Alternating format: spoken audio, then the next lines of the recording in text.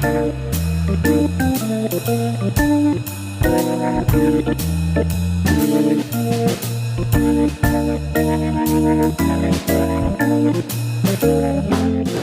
suci itu haruslah terbuat dari 10 tenda dari linen halus yang dipintal benang, dan dari kain ungu tua, kain ungu muda, dan kain kirmisi dengan ada kerubnya buatan ahli tenun. Haruslah kau buat semuanya. Panjang tiap-tiap tenda haruslah 28 hasta, dan lebar tiap-tiap tenda 4 hasta. Segala tenda itu harus sama ukurannya. 5 dari tenda itu haruslah dirangkap menjadi satu, dan yang 5 lagi juga harus dirangkap menjadi satu. Pada rangkapan yang pertama di tepi satu tenda yang di ujung haruslah membuat sosok-sosok kain ungu tua, dan demikian juga di tepi suatu tenda yang paling ujung pada rangkapan yang kedua. 50 sosok harus kau buat pada tenda yang satu, dan 50 sosok pada tenda yang di ujung pada rangkapan yang kedua, sehingga sosok-sosok itu tepat berhadapan satu sama lain. Dan haruslah engkau membuat 50 kaitan emas dan menyambung tenda-tenda kemah suci dengan satu dengan yang lain dengan memakai kaitan itu sehingga Saudara, kalau saudara melihat dalam pasal 26 dan selanjutnya atau mulai pasal yang ke-25 mengenai kemah suci dan perkakas-perkakasnya, maka ini dibutuhkan hikmat untuk bisa mengartikan, saudara. Maksudnya ini kan ribet, saudara, ukuran dan ada 5 digabung jadi satu, ya. Yang saya lihat orang yang menangkapnya, orang yang melakukannya, melaksanakan tugas ini, yaitu Aholiab dan Bezalel, saudaraku, itu perlu hikmat Tuhan untuk bisa mewujudkan itu semua. Tapi yang saya mau sampaikan pada pagi hari ini adalah bagaimana kalau saudara melihat dalam ayatnya yang ke-1 dikatakan kemah suci itu haruslah kau buat dari 10 tenda dari linen halus yang dipintal benangnya, dan dari kain ungu tua, kain ungu muda, dan kain kirmisi dengan ada kerubnya buatan ahli tenun. Saudara, kalau saudara melihat kemah suci itu warna-warni, ya, kain ungu tua, kain ungu muda, kain kirmisi, saudara, itu kain kirmisi itu merah, ya, ya, ada kain putih, saudaraku. Jadi yang saya bayangkan bahwa ibu saudara, bait Allah itu ketika seorang imam masuk ke dalam kemah suci itu warna-warni, itu meriah, ya, itu nggak mesum tuh, saudara, nggak monoton, ya. Kita saja gereja, saudaraku, nggak serame itu warnanya, ya. Di sini dikatakan ada linen halus yang dipintal benangnya, ada kain ungu tua, ada kain ungu muda. Ini kayak di pesta, saudara. Ini kayak orang lagi, saudara, kalau lagi pergi ke pesta kawin, ya, warna-warna seperti ini yang saya pikir yang menonjol yang kita lihat. Yang saya mau katakan sebetulnya adalah begini, saudara, bahwa ternyata di dalam bait Allah itu meriah, bait Allah itu saudara semarak. Ada amin, saudara. Jadi bukan sesuatu yang membosankan, bukan sesuatu yang tata cara ibadah yang kaku, yang seperti itu, tidak, ya. Ada banyak orang mengartikan bahwa kalau melayani Tuhan tuh kaku, kalau melayani Tuhan tuh seperti apa, ya, jadi terbatas sekali. Tapi kalau saudara melihat, saudara, dari warna-warninya saja, itu sudah melambangkan kemeriahan, keceriaan, saudara. Ya, bukan warna yang putih semuanya, atau warna abu-abu semuanya, atau warna hitam, tapi bagaimana di dalam bait Allah itu warna-warni, ya, warna yang semarak, warna yang ramai, saudara. Artinya saya mau bilang begini juga, bahwa di dalam bait Allah, di dalam ibadah itu harus ada kesemarakan, ada amin, saudara, ya. Harus ada sukacita, harus ada luapan kegembiraan gitu. Bukan seperti kadang-kala kita beribadah, tetapi roh sukacita itu kita nggak bisa tampilkan. Roh kemeriahan itu kita nggak bisa tampil. Ini yang seringkali terjadi, sehingga sukacita di dalam ibadah itu kita nggak bisa dapatkan, nggak kita dapatkan kegembiraan dalam ibadah. Kenapa? Karena apa ya saudara? Kita juga datang dalam beribadah itu bukan dengan hati yang sukacita, bukan hati yang apa dengan ucapan syukur, tetapi kita tidak mempersiapkan hati kita, hidup kita, sehingga apa, saudaraku, kemeriahan dalam ibadah itu kita nggak dapatkan, keindahan dalam ibadah itu kita nggak dapat, sukacita dalam ibadah itu juga kita nggak dapat. Kenapa? Karena kita juga datang dengan hati yang tidak dipersiapkan, dengan hidup yang tidak dipersiapkan, sehingga keindahan dalam ibadah itu, kenikmatan dalam ibadah itu, berkat dalam ibadah itu kita nggak dapat. Oh, saya percaya saudara, dalam ibadah itu ada berkat Tuhan. Amin saudaranya. Bahwa dalam ibadah itu ada berkat Tuhan, ada segalanya saudara. Ya. Ada segalanya, ada mujizat, ada kesembuhan, ada pemulihan, ada sukacita, saudara. Ada kekuatan baru yang kita bisa dapatkan. Ada amin, saudaraku. Waktu kapan? Waktu kita beribadah kepada Tuhan. Jadi yang saya mau katakan, ekspresi kita, sikap kita dalam kita beribadah itu juga sangat menentukan bagaimana apa yang kita bisa dapatkan dalam ibadah itu. Kalau kita sudah datang dengan kuyu, dengan malas, dengan enggak antusias, saudara. Karena kalau kita datang ibadah dengan tidak antusias, dengan loyo, saudara, maka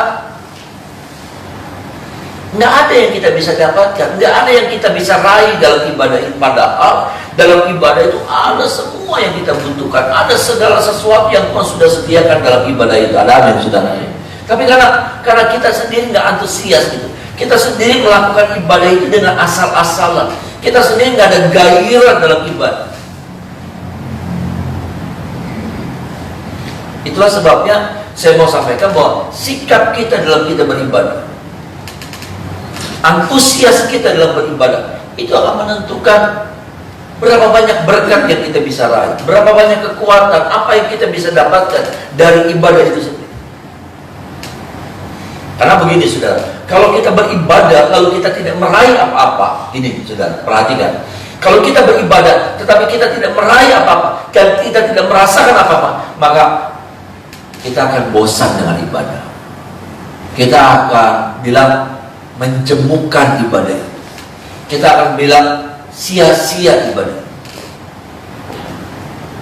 Iya, soal datang nih di tempat di kumpulan ya, di reunian misalnya, tapi saudara nggak dapetin tuh kenikmatan dalam kumpul-kumpul reuniannya saudara. Nanti reuniannya lagi, reunian ke depan, saudara nggak akan mau ikutan.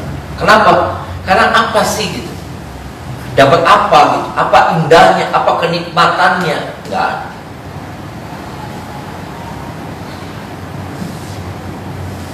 Ini saudara, ya. Bagaimana sikap kita, bagaimana antusias kita, bagaimana hati kita, persiapan kita waktu kita datang. Kenapa? Karena sesungguhnya kemeriahan itu ada dalam ibadah, ya, sukacita itu ada, makanya digambarkan dengan warna-warni, ya. Ada merah kirmisi, ada lenan halus putih, tapi ada kain ungu tua, ada kain ungu muda. Itu kesemarakan, saudara. Itu menggambarkan kemeriahan. Itu artinya di dalam bait Allah itu ada sukacita, ada amin, saudara. Pesta itu bukan satu warna. Kalau sudah datang dalam satu pesta pernikahan, nggak cuma satu warna, tapi ada banyak warna. Kenapa? Karena itulah lambang kemeriahan, lambang sukacita, warna-warni yang seperti. Tuhan mau setiap kita ketika kita pulang dari ibadah, kita meraih berkat yang dari Tuhan. Ada amin. Ya, Tuhan mau supaya waktu kita, makanya apa? Beribadahlah kepada Tuhan, maka rotimu, airmu, dan segala penyakit dilalukan daripadamu. ada berkat Tuhan, ada sesuatu yang Tuhan sediakan dalam ibadah. Tetapi ibadah yang seperti apa? Ibadah yang di dalamnya ada antusias, ibadah yang di dalamnya ada sikap yang benar, ibadah yang di dalamnya ada kerinduan gitu, saudara. Ada satu kesungguhan kita dalam kita melakukan ibadah. Bukan ibadah yang dikerjakan dengan asal-asal, bukan ibadah yang dikerjakan dengan apa ya? Dengan yang hati yang loyo, saudara. Datang cuma nonton, melihat, maka kita nggak akan dapat ibadah. Dan kalau kita nggak dapat ibadah itu berulang-ulang kita nggak dapat ibadah, meraih sesuatu dalam ibadah itu, maka sekali lagi saya katakan ibadah yang kita kerjakan akan membosankan. Sampai akhirnya kita bilang begini, mau mana? Bukan karena ibadahnya yang tidak, tapi hati kita. Ketika pun saudara nanti bilang begini, ada orang bilang, yuk nikana baik, enak, enak, iya. Belum tentu. Kenapa? Karena sikap hati kita yang sudah salah.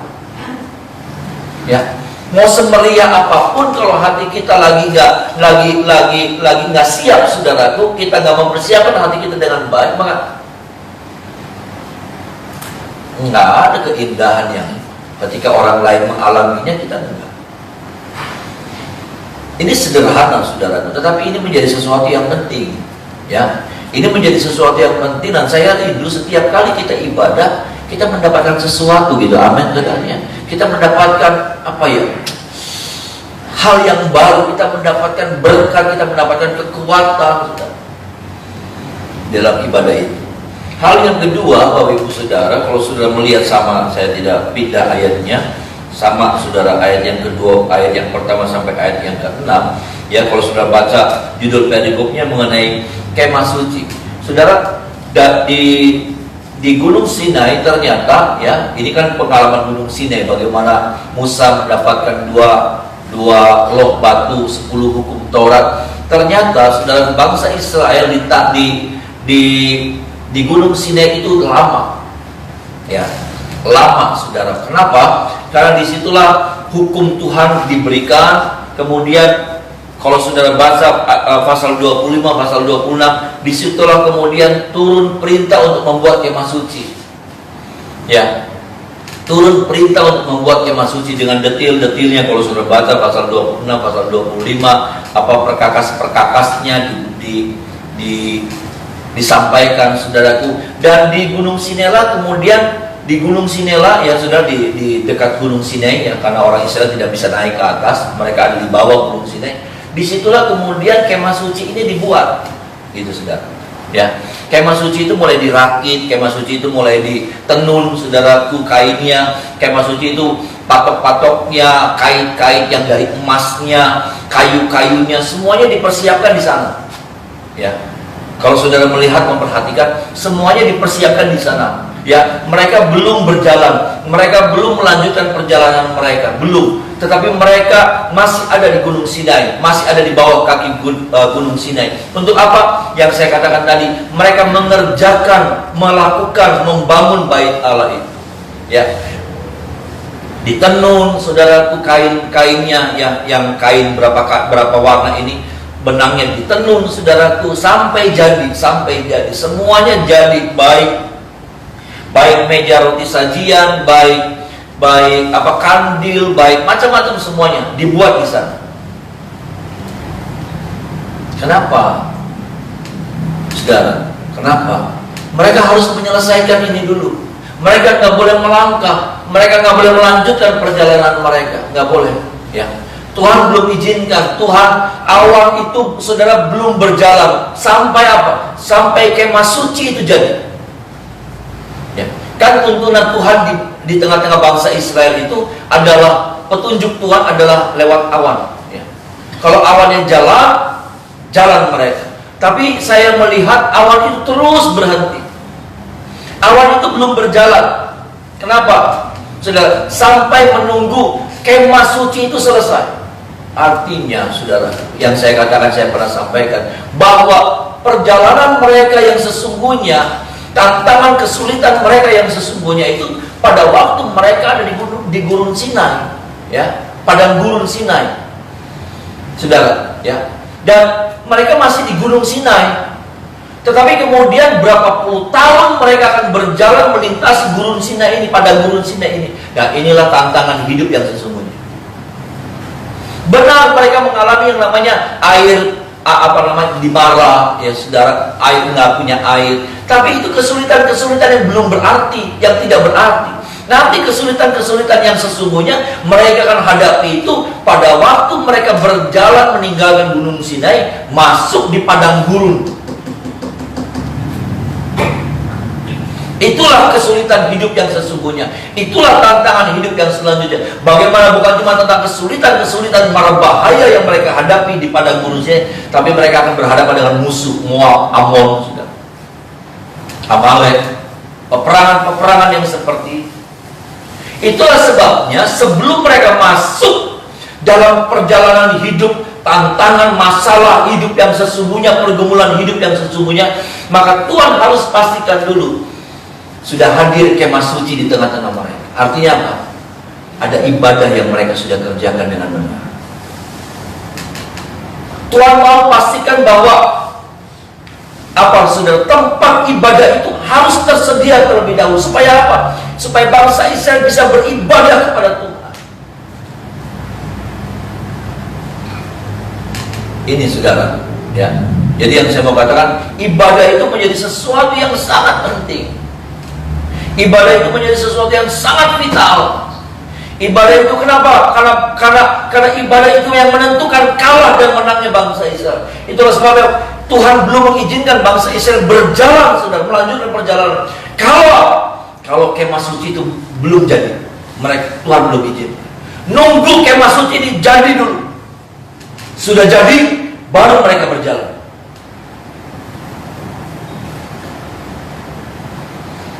Karena Tuhan mau pastikan dulu, saudara, ada tempat untuk bangsa Israel bisa beribadah, berjumpa dengan Tuhan. Ada amin, saudara? Karena disitulah sesuatu momen yang sangat penting. Itu momen yang menentukan kalah dan menangnya bangsa Israel. Dan Tuhan juga mau supaya kita memastikan bahwa ibadah kita ini ibadah yang benar di hadapan Tuhan. Ibadah kita ini menjadi ibadah yang benar. Karena ibadah itu jadi sesuatu yang sangat vital, sangat penting, berpengaruh sekali.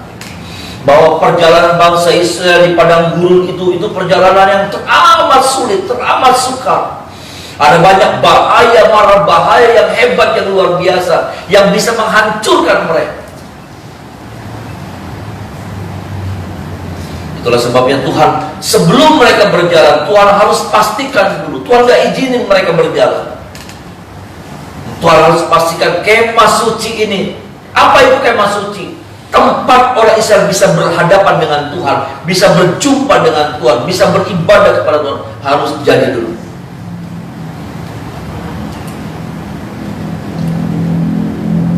Ini saudara, dan yang saya mau katakan, hari-hari ini ibadah yang seperti ini nih yang lagi dihancurin. Ibadah yang seperti ini yang lagi dihancurin. Saya pernah sampaikan di awal COVID, saudara, bukan ekonomi saudara yang lagi dihancurin, bukan damai sejahtera saudara yang lagi dihancurin, tapi yang lagi dihancurin adalah kekuatan kita. Apa itu? Ibadah itu yang lagi dihancurin. Karena kalau bentengnya sudah hancur, gampang. Betul saudara? Ya, kalau bentengnya, kalau zaman dulu nih saudara, kekuatan satu bangsa itu di benteng. Kalau bentengnya sudah hancur, saudara, gampang.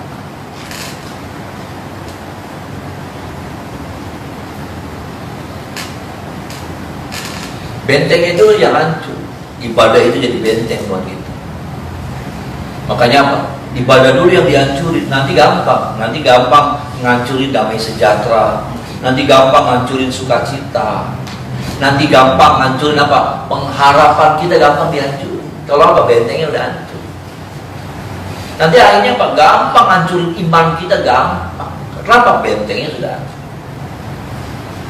Kita bersyukur saudara, ya, tempat ini, ya, kita bersyukur kita masih bersiap beribadah dengan tenang. Amin saudara. Dan kita berdoa setiap kali ibadah, ada pagar perlindungan Tuhan memagari itu. Ya, dari segala virus, dari segala apa, saya juga terancam saudara, kalau sampai ada apa-apa.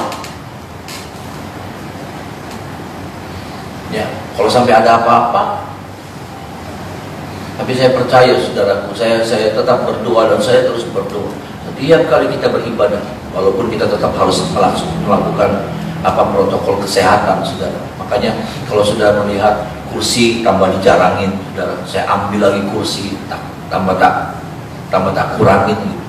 Supaya ya kita tetap mematuhi ya sudah hal-hal seperti ibadah. Kalau sebelum ibadah disemprot dulu disinfektan, saudara. Nggak apa-apa ya. Semuanya harus diikuti. Untuk gereja-gereja lain, untuk gereja-gereja besar, saudara, di mana pada tutup. Saya nggak takut, maaf nih saudara, dalam nama Yesus saya katakan, saya nggak takut sama kolektor, nggak takut. Saya takut sama iman kita jadi lemah gitu. Karena saya melihat gini loh saudara, ya nggak gampang untuk tetap memelihara iman kita dengan nonton online. Karena akhirnya kita cara nonton, kita ngikutin ibadah online itu, kalau kita ngelakuinnya dengan benar, dengan sikap yang benar, dengan sikap yang hormat, seperti waktu kita ibadah offline, maka saya percaya berkatnya sama, ada amin saudara. Tapi kan gak gampang untuk mendisiplinkan diri itu saudara. Ya, nanti pas lagi ininya, saya lihat gini, yang WL siapa waktu online kita online. Kalau yang WL-nya nggak enak, nggak mau ngikutin saudara. Nanti nunggu khotbahnya, nunggu jam khotbah. Bayangin. Nanti kalau sudah, nanti ini sudah penontonnya tuh, penontonnya nanti naiknya nih saudara. Waktu kita online tuh saudara, waktu kita online, nanti naiknya nih saudara. Nanti naiknya kalau saya udah mulai berdiri, kalau khotbah itu mulai naik. Tapi kalau misalnya yang WL-nya maaf nih saudara, yang WL-nya nggak enak, nggak mau ngikutin. Apa yang namanya ibadah itu ujian dan firman, bukan? Amin. Ujian dan firman. Ujian itu kita memberi yang terbaik bagi Tuhan. Di firman itulah Tuhan memberikan yang terbaik buat saya dan saudara. Ada amin saudara? Itu saja saudaraku, saya sudah wanti-wanti tetap aja. Belum lagi ketika orang dengar firman dengan asal-asalan. Ya, belum lagi nanti yang saya lihat ya, maaf nih saudara ya. Nanti naik, nanti berapa, nanti turun. Artinya kan banyak yang ninggalin tuh saudara. Ya, bosen, ngomong baik. Bilang YouTube Kang Sejen, bilang YouTube Kang Sejen. Ya, nanti dalam YouTube yang Sejen tambahkan 5 menit, wis pindah maning YouTube yang lain lagi, pengkhotbah yang lain. Jadi jangan tahu menurut saudara, tapi buat saya mah yang kayak gitu jadi nggak mendidik, jadi nggak membangun iman kita. Ya ini yang saya takut nih saudara. Makanya ini juga yang Tuhan takut. Ibadah ini harus beres dulu, urusan ibadahnya harus kelar dulu gitu. Udah tuntas dulu di mana? Di Gunung Sinai. Nggak boleh urusan ibadah tuh waktu diberesinnya waktu perjalanan bangsa Israel. Ibadah itu diberesinnya di situ dulu. Sampai saudara, kalau saudara baca nanti dalam kitab Bilangan saudara, nanti waktu masih di situ tuh, masih di Gunung Sinai. Nanti waktu Musa turun dari Gunung Sinai, Musa kaget, Musa kecewa, Musa marah. Kenapa? Waktu dia turun dari Gunung Sinai saudara, dia lihat apa? Orang Israel sedang menyembah apa? Iya, anak lembu emas. Itu juga harus diberesin dulu. Ibadah-ibadah yang nggak benar tuh harus diberesin dulu. Ibadah-ibadah yang sesat itu harus diberesin dulu. Ibadah yang gak berkualitas itu harus diberesin dulu. Di mana? Di Gunung Sinai. Jadi kalau kita mau menang, melewati padang gurun, ibadah kita harus beres dulu. Ada amin saudara. Kalau kita mau menang, kita bisa melewati itu, menghadapi kalajengking, ular beludak, menghadapi Amalek, menghadapi Amon, Moab, saudaraku, siapapun juga. Tantangan yang kita hadapi, kita harus bisa membereskan dulu urusan ibadah ini.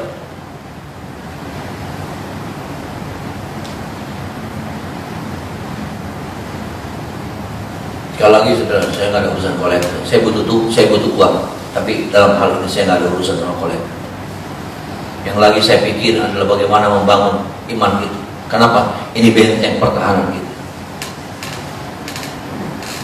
Ini benteng pertahanan kita. Di bentengnya hancur. Yerusalem itu bentengnya hancur. Ya, waktu Babel itu masuk, mereka hancurin bentengnya Israel. Dihancurin, tembus mereka. Ibu-ibu hamil dibelah, saudara. Anak-anak dipotong. Ladang-ladang dibakar, semuanya habis. Ibu hamil itu bicara tentang anak, ya, masa depan. Masa depan dihancurin, pengharapan dihancurin, gampang. Kalau apa? Kalau temboknya sudah hancur. Buat saya, ketika saya melihat ini, tembok ini bicara tentang apa? Ini bicara tentang ibadah kita sama Tuhan.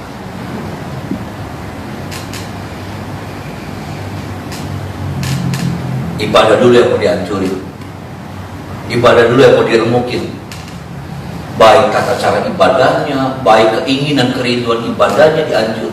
Nanti kalau itu sudah hancur, saya sih bersyukur, saudara. Saya bersyukur sekali, saya bersyukur. Ya, anugerah Tuhan. Ya, ibadah dibuka, ya, saudara jemaat antusias mau beribadah sama Tuhan. Saya bersyukur. 2 pagi biar naik turun, tapi dia tetap jalan, saudara. Ya, bahkan kalau saya lihat ibadah hari Minggu tambah banyak, saudara. Nah, saya bersyukur sekali. Direspon dengan benar, direspon dengan baik. Karena ada kawan saya buka ibadah, ya, buka ibadah. Aduh, Bagam jangan ibadah dulu, Bagam jangan ibadah dulu. Aduh, masih gawat. Ya, nggak apa-apa kalau saudara memang berpikir masih harus di rumah dulu, nggak apa-apa. Boleh, saudara. Yang saya katakan boleh. Tapi yang saya katakan, ibadahmu di rumah harus dikerjakan dengan sopan, dengan hikmat, dengan santun sama Tuhan, dengan sungguh-sungguh sama Tuhan. Jangan main-main, jangan asal-asalan. Ya, sediain tempat ruang tamu, saudara. Kasih TV, ya, ibadah yang benar sama Tuhan. Jangan ibadah sambil di kasur meluki bantal, balik guling. Bari gerung adus.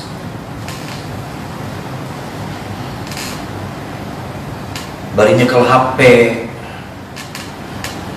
Balesin WA, ya. Kalau sudah mau di rumah nggak apa-apa, betul, nggak apa-apa. Tapi dengan cara sikap yang benar, yang hormat sama Tuhan. Jangan berkurang hormat itu.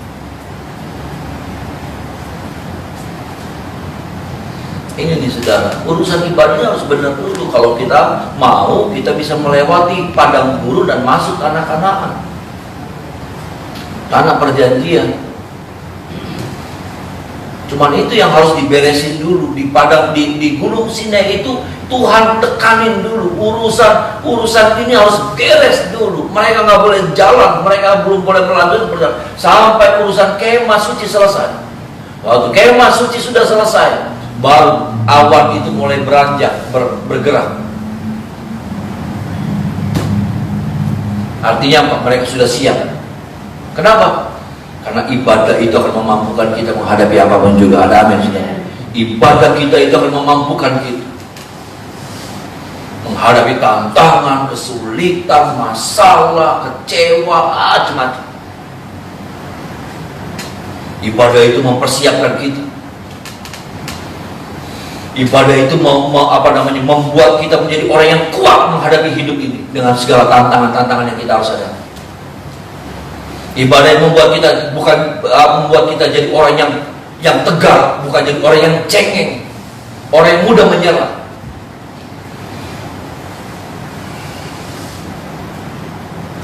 Muka-muka saudara kan muka-muka kebugar, ya, muka-muka kapalan.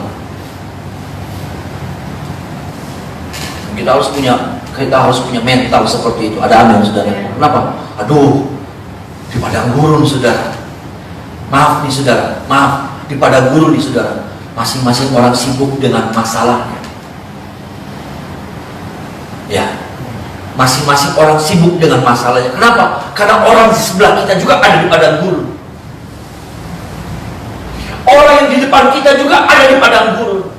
Orang yang di belakang kita juga ada di padang gurun. Semua orang ada di padang gurun.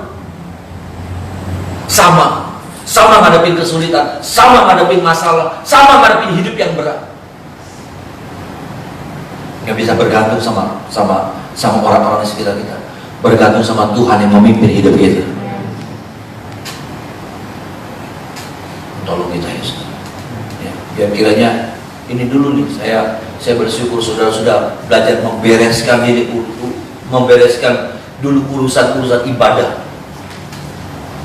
Ya, jangan sampai ibadahmu dihalangi oleh apapun juga. Jangan sampai ibadahmu ini dihambat oleh apapun. Karena ibadah itu akan menentukan menang dan kalahnya kita. Ibadah itu akan mempersiapkan kita menjadi orang-orang yang kuat melewati padang gurun kehidupan. Berat padang gurun ini berat. Berat padang gurun ini berat. Tapi ibadah mempersiapkan kita menjadi orang-orang yang kuat dan berkemenangan. Ada amin saudara. Kita akan berkemenangan. Kita akan walaupun nggak mudah kita melewatinya, tetapi saya percaya kita pasti bisa melewatinya. Ada amin saudara. Kita pasti bisa melintasi sampai kita masuk tanah Kanaan. Ya, tanah Kanaan bukan cuma bicara tentang kelimpahan, tapi bicara juga tentang surga. Ada amin saudara. Sampai kita bisa melewati semuanya itu dan masuk dalam kemuliaan bersama dengan Tuhan. Mari kita menyembah.